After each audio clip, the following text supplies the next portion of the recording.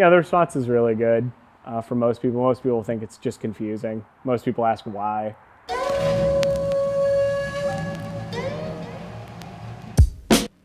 There are a lot of other engine choices out there that are arguably better on all regards, but this one just seemed more interesting.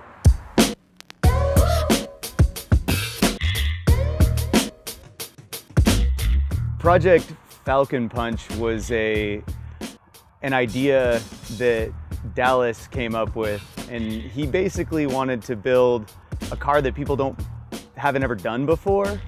And you see 2Js or RBs or SRs or whatever swapped into them, but nobody uses the V8 Rover motor. We bought the car from a friend's little brother. Clutch kicked it really hard one day and knocked the crank out of the bottom of the motor.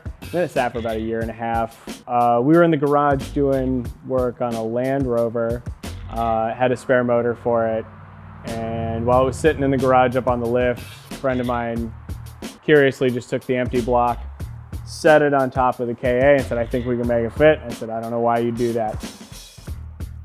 Dallas calls me up and he's like, "I've got this car and the engine's gone bad and I need to figure out something to do with it. I think that a Rover motor would be great.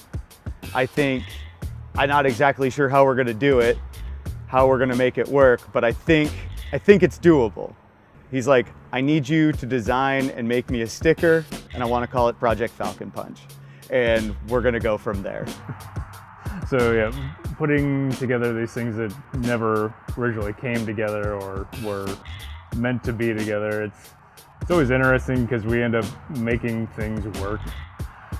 So I guess the first time we fired it up, it was pretty exciting that we could get the ignition to work and that the motor wasn't frozen up after sitting for so long, because we had no idea what it was going to be like. There weren't any weird sounds initially. We're turning it over with the key. We've got a hose running up to a funnel that we've got gasoline in, and we're holding to fill the float bowl. It doesn't have any throttle cables. It doesn't have any, it can run. It's, and we fire it up and it runs for 30 seconds. And it makes a horrible screeching sound and stops. Something's wrong and we don't know what it is.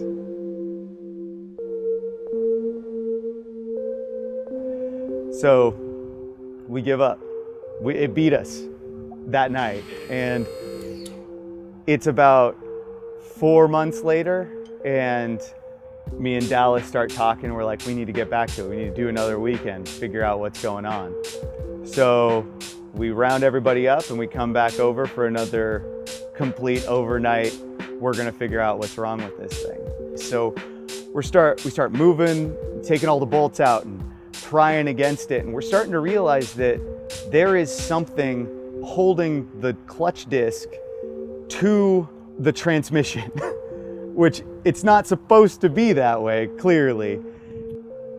The world-class transmission that's in it has a nose on it, and that nose and that clutch, the first time we actuated it, came into contact and froze solid. To get the transmission out of the car, we had to take everything out, got it onto the ground, broke the nose off, and we had to order a new nose and a new clutch to make it work. Throw it all in, fires right up, and it runs beautifully.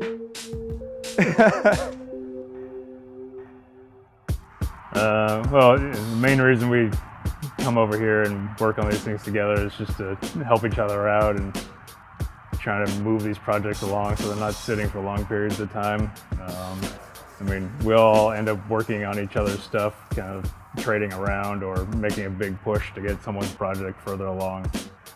As we typically do here when we have a project, it's you get there Friday night at 9, you work until you can't work anymore, which is typically like 5 or 6 in the morning, go to sleep for a couple hours, wake up, have a little coffee and get back to it.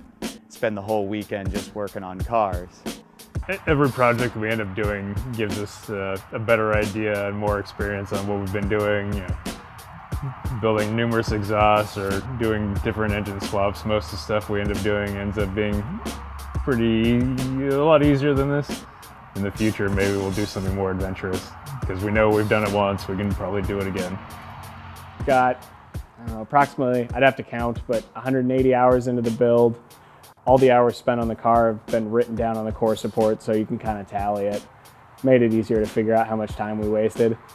So it's 215 horsepower, 300 foot-pounds of torque. They like RPMs. They rev very quickly. As far as a driving aesthetic, it's a great motor for, 15 miles an hour to 70 miles an hour.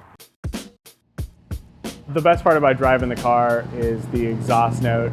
It's shrill, it's abusively loud. It's just kind of fun. I'm Dallas Wilson, and I drive a Range Rover Swaps 240 SX.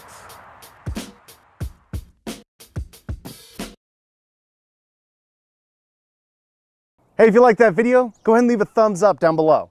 And follow us on Instagram. We're trying to hit 1,000 subscribers in the first month. So help us out. Consider subscribing to this channel. Right here. Just click that button right there.